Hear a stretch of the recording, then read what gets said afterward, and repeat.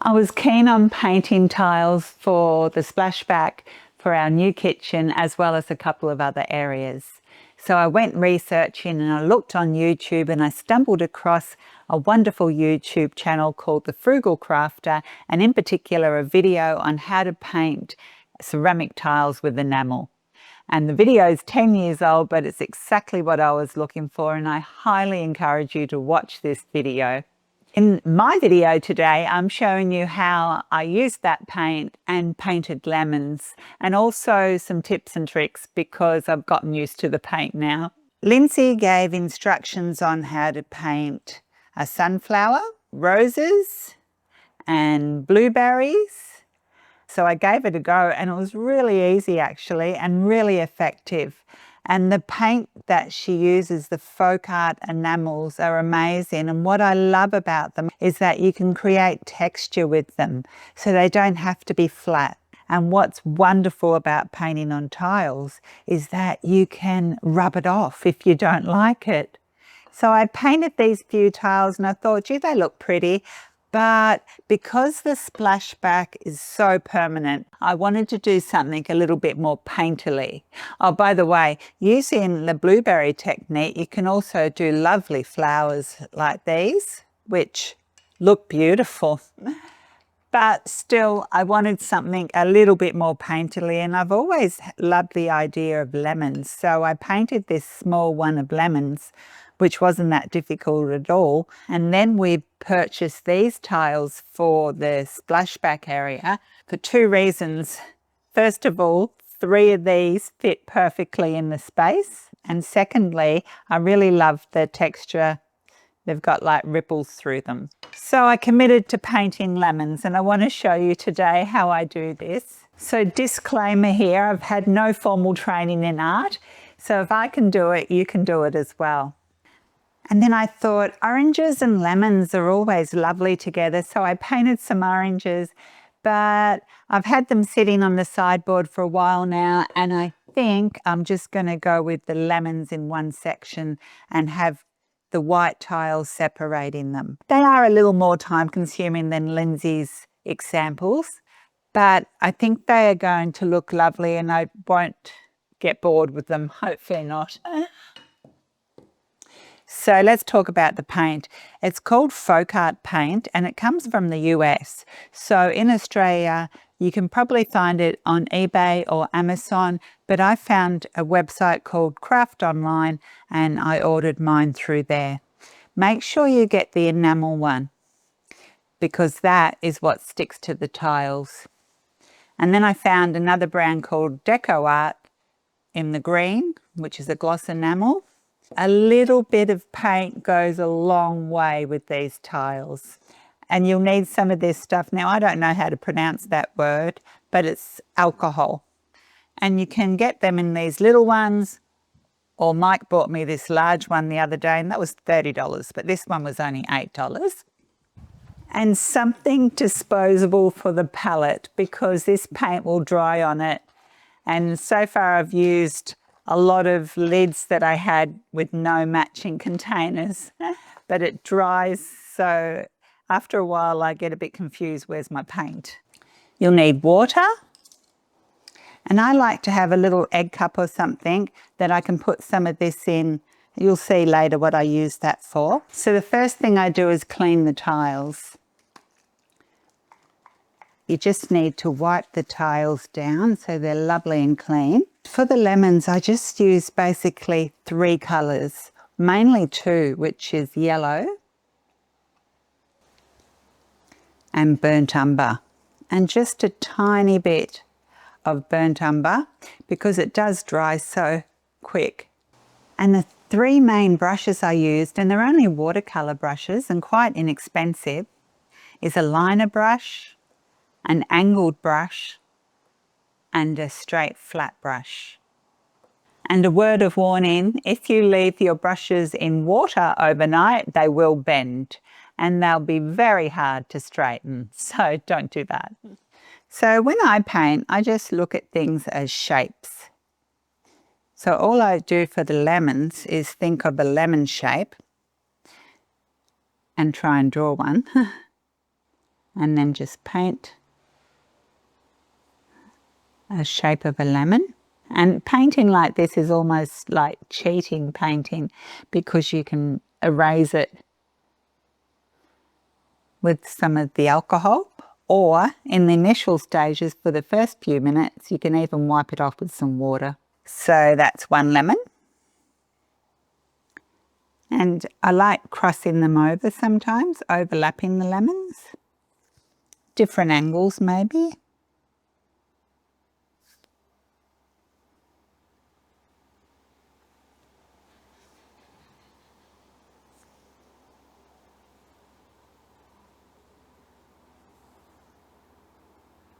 I noticed in Lindsay's video that she watered the paint down just slightly with water, which you can do, but I like the texture. I left a message on her YouTube channel and she replied to me, which was really nice. I asked her what did she think about putting it on the walls as a splashback, and she said she wasn't quite sure how it would work with grout, and neither am I. But Mike's a very careful tiler, and I think if there's any damage to any of these, I can just fix them up once they're on the wall. Because what we do is we bake them in the oven to seal the paint after we're happy with them. So at the moment they look more like Christmas lights and lemons, but that's because there's no shading done yet. So then I take a little bit of the burnt umber, and I'll do it over this section, and mix it with a little bit of the yellow. And I find it easier when you hold the tile, and then just try and put a little bit of structure on the lemon. Well, not structure, but depth.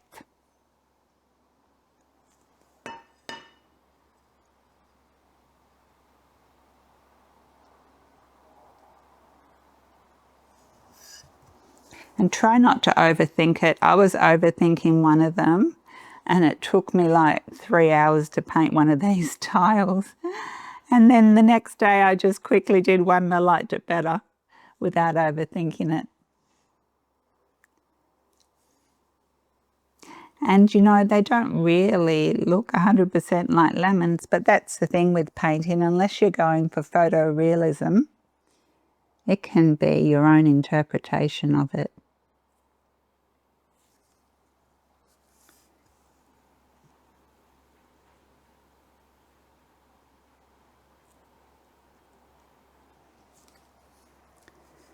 And now this one. So I just go through, and not all over. And my paintbrush was getting quite dry, so now I'll dip it in a little bit of water, just a little bit.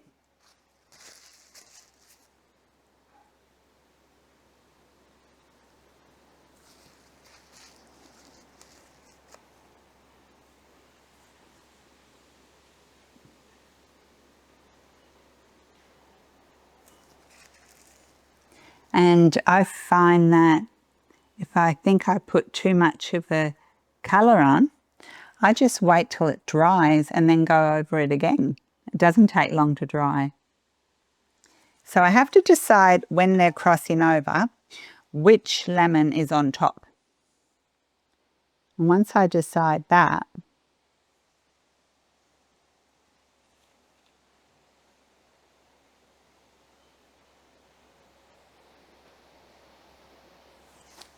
then I can sort of draw the outline.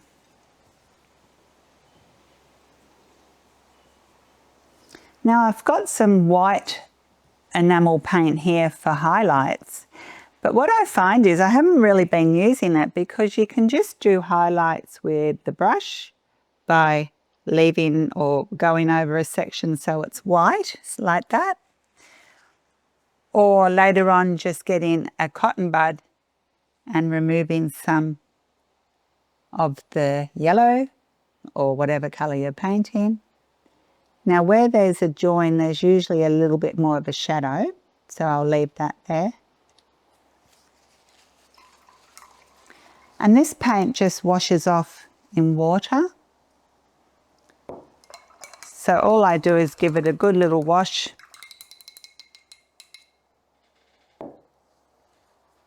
And then wipe it on a paper towel roll.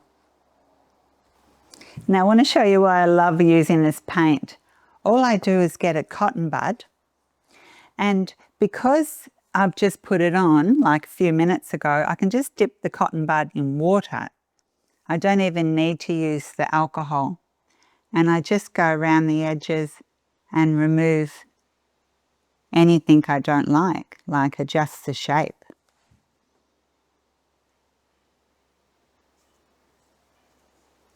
I've been through quite a few cotton buds though. And after it has been 10 minutes or so, all I do is put a tiny little bit of the alcohol, because it also evaporates pretty quick, into a cup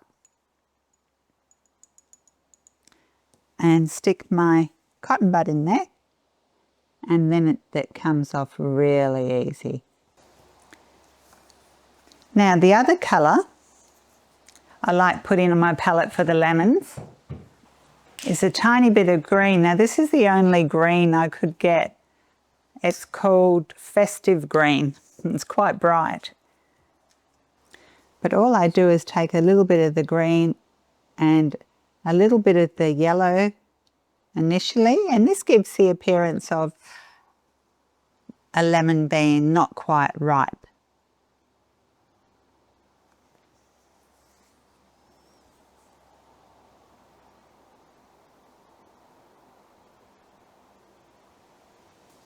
And I'll put a little bit of that on one of the lemons.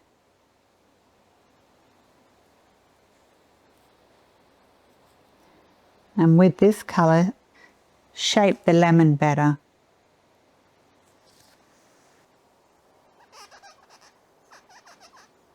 So what I do now is I put that over on the sideboard, and I think about it, and I think about what does it need, and it needs leaves and a vine, but doesn't need any more detail on the lemons.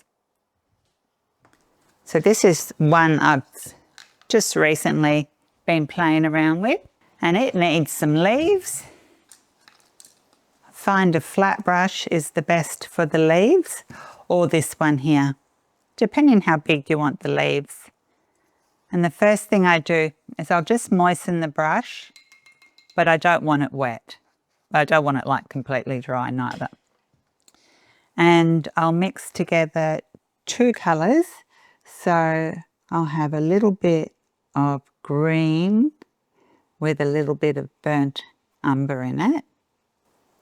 And then I'll have a brighter green on the other side of the brush. And you don't need to do two-tone, but it just gives it a bit of variation. Half the brush with one green and half the brush with another green.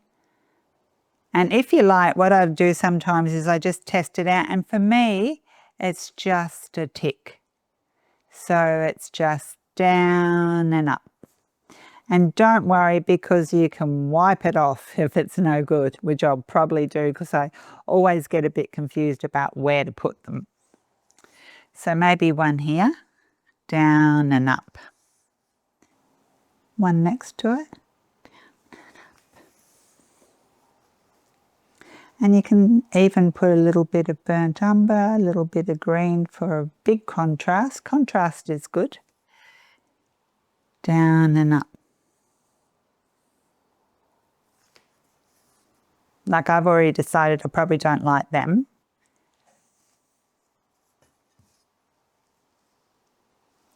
But a little bit of green will tie in with the kitchen.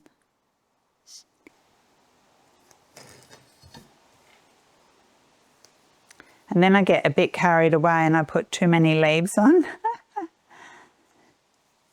So it's just lift.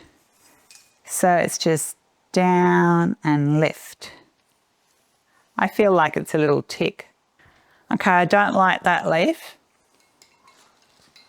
So at the moment, because I've just put it there, all I do is wet a piece of paper towel with water and it just comes off. See that? Now, if that was there for longer than that, I'd have to just use the alcohol to get it off. And I'm not fussed on this leaf. But what I might do now is, this one hasn't got any vine. Maybe on the diagonal.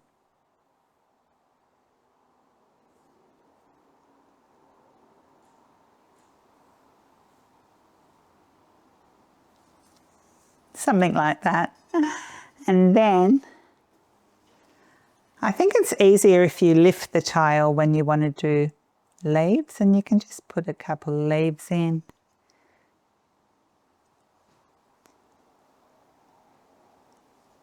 And sometimes, like if there's not much variation, I'll go through it, but it's starting to look good. Right, I'm going to put that aside to dry for a bit, which doesn't take long, then I can come back to it. So I want to show you what I mean about texture. Can you see the texture in that? It's not flat. And this one I really like too, with the vines. But say for example, this one, I did it this one I did a week or two ago. And if you get a cotton bud and there's some paint here I don't like, and just rub it in the alcohol, because I haven't put this one in the oven, it'll come off really easy.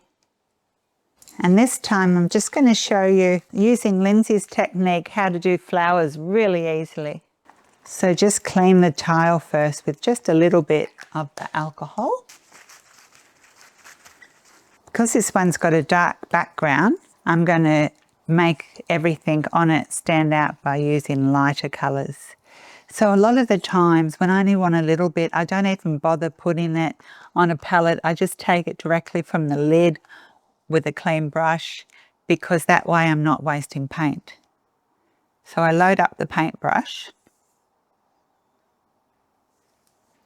and just do like a squiggle.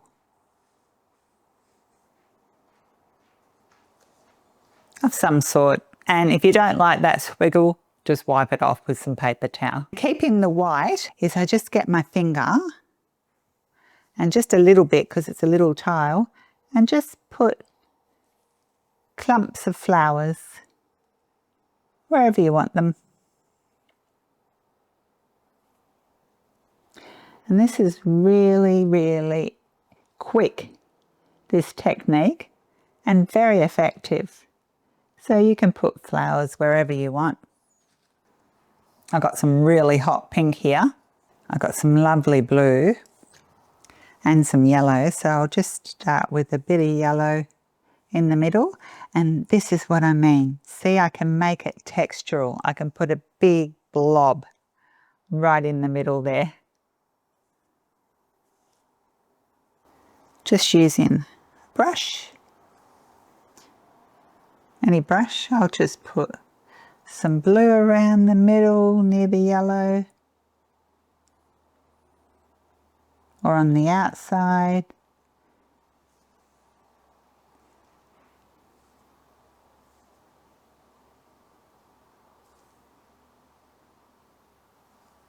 And maybe a bit of hot pink, just because. Just a little bit. I probably should wait for it to dry before I put the pink on, because it's not really sticking. But I just want to show you this video, just for a tiny little highlight. Now take just a little tiny bit of the bright green, taking this brush here with the angle. I'm going to try like a variated leaf with green and white. Small ticks. And you can turn the tiles around, small ticks. I like to think going up the stem, over and off. Seriously, you only need to do it a few times and you'll be an expert. And you can always go back later and add a bit more green or a bit more white. And that's Lindsay's technique, but instead of blueberries, doing flowers. And doesn't it look pretty? I don't know what sort of flowers they are, but they're definitely pretty. So I'll go back to that one I was doing earlier, and I'll load it up and just think about where I want the branches to be. Because you know there's they can be hanging from a branch, something like that.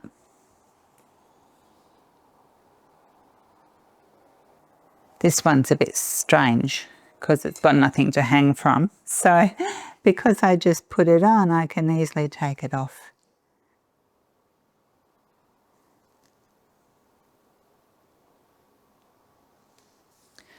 And if I want a bit of variation in the branch, I'll mix a bit of green or yellow with the brown and put a bit of variation in the branches.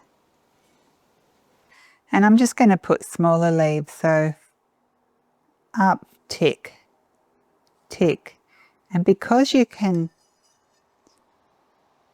erase them so easily, you can just be a little bit more free. You don't have to worry about them so much because you can always remove them later if you don't like them. To make it more realistic, well, maybe it's not realistic, maybe it's just my imagination, is that I put a little bit of brown, burnt umber, then a little bit of the forest green mixed with the burnt umber as like the stalk. And then I just play around with it. But if you buy this paint, I wouldn't buy a whole lot. A little goes a long way. And I don't know, I've always liked painting with a limited palette. I feel like if you have too many paints, it's easy to get overwhelmed. And there's a big if here, if they hold up when Mike puts the grout on them. So that's why I started painting all the ones for the other section, and I thought, no, I'll just leave it first and see if this one works. And sometimes in painting you do a stroke and you think about it, you think, oh my God, that was brilliant. Just leave it. If you think you do a brilliant stroke, leave it. Don't make it and try and make it more brilliant. I get a bit carried away though. And then if something's not quite working out right for me, I'll just madly try and fix it and throw all caution to the wind and just go for it.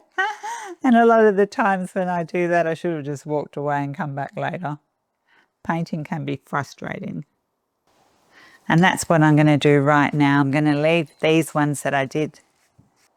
But I think it's going to look really lovely once it's up on the Splashback. So I'll add it to the collection. So what I like to do is get a tile that I've painted, like which one we just paint, that one there. And I'll leave it up there for a day or so and I'll have a look at it and I'll see what needs adjusting. But I need to paint more lemons. I was getting super fussy, but I realized that, you know, you don't look at them close up, you look at them from a distance and they look pretty affected. So it's the next day and that one turned out okay, actually. I might just fix it up a little bit.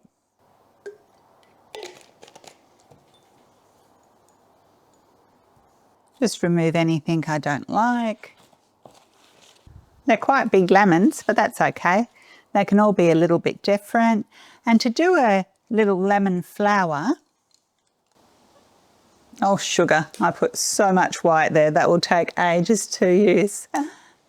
But if I wanted to put a highlight, instead of putting white paint, I can just dip the cotton bud in a bit of the alcohol and go back and forth a little.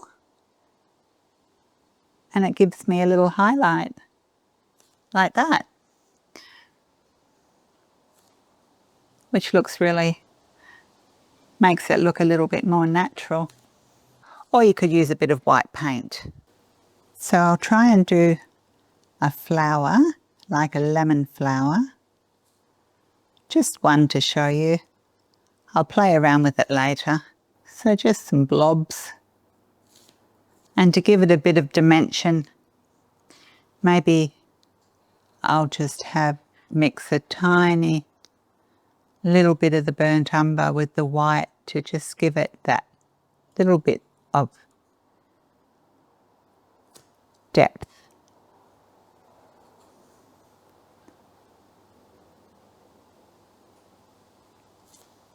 something like that.